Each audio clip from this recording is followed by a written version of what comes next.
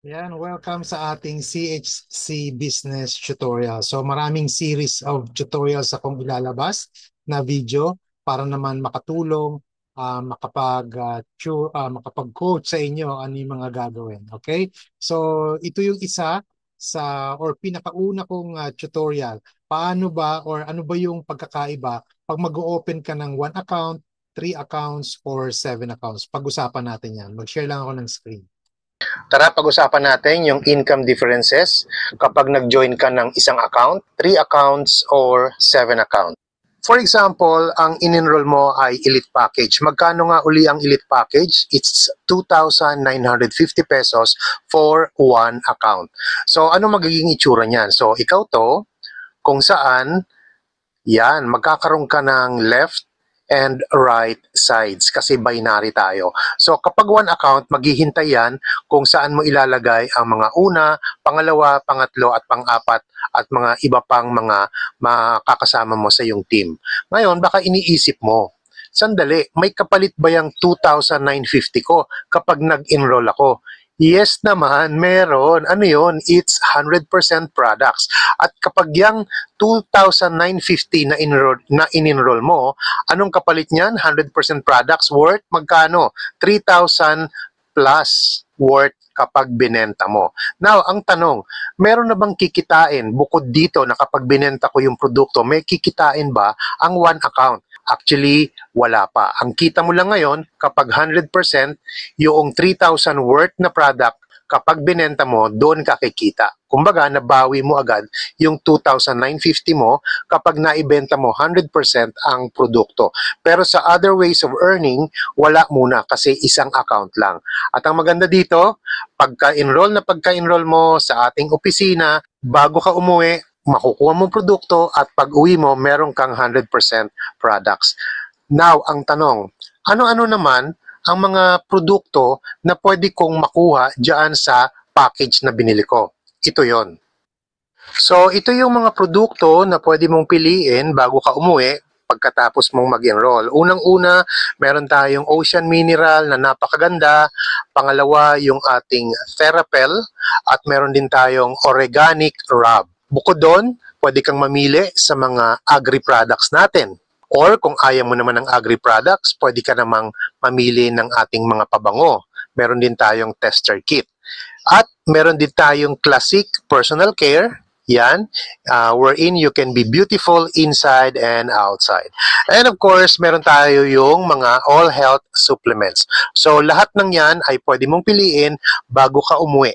At sabi ko nga, bago ka umuwi, yung in-enroll mo ay naman 100% may kapalit na produkto. At kapag binenta mo, bawi mo agad ang iyong pinang-enroll. At pwede ka nang bumili, discounted ka na lifetime, 25 to 28.5% lifetime discount. O di ba ang ganda? Now, dito naman tayo sa scenario wherein upon joining, tatlo agad or 3 accounts agad ang in-enroll mo. Okay? Again, kunyari, ang in-enroll mo, Elite Package, magkano nga isang account ng Elite Package? 2,950 times 3, 8,850 pesos.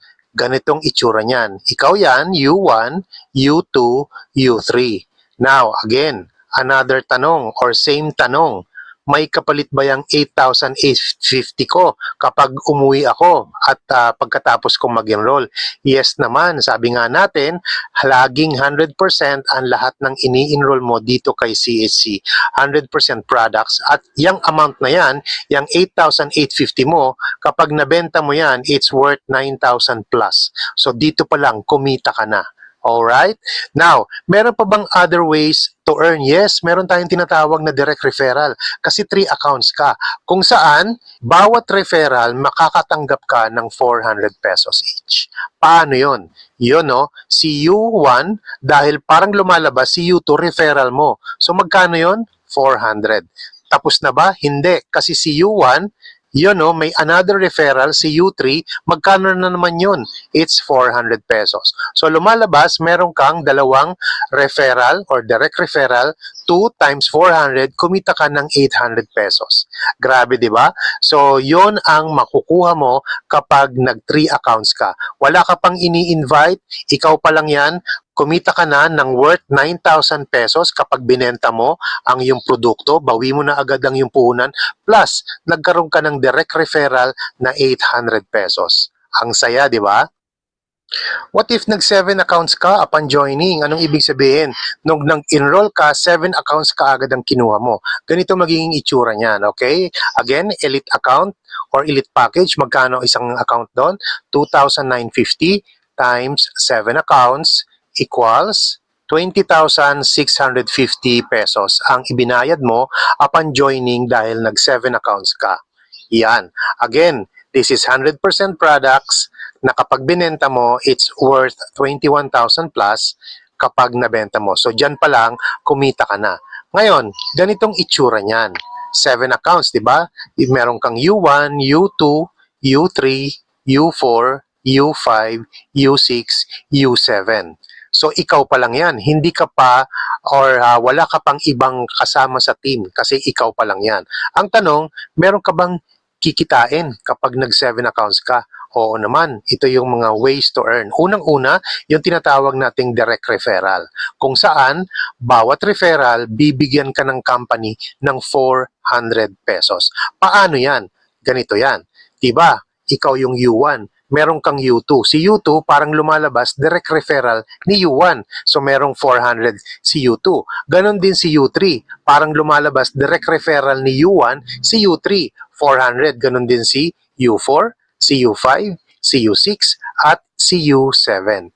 Ngayon, ang tanong, ilang 400 meron yan? Ayun no, 6. 6 times 400, magkano kagad ang kinita mo sa iyong direct referral dahil nag-7 accounts ka upon joining?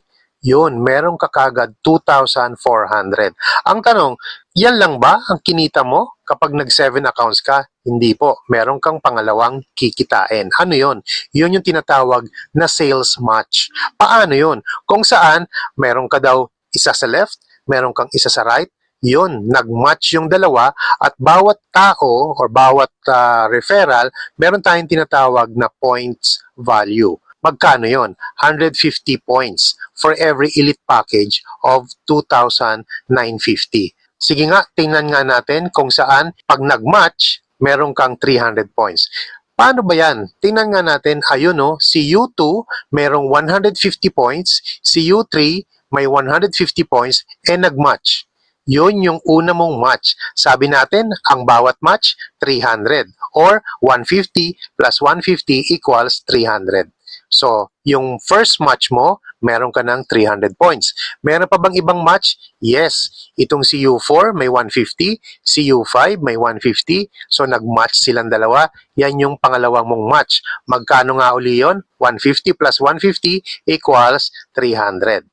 Sino pa? Si U6 na merong 150 points. Nag-match kay U5. So, yan yung pangatlong match mo. Magkano uli yun? 300 points. Tapos na ba? Hindi po. Kasi meron din si U7, 150. Nag-match kanino? Kay U6. Yan yung pang-fourth match mo. Magkano nga uli yun? Ilang points?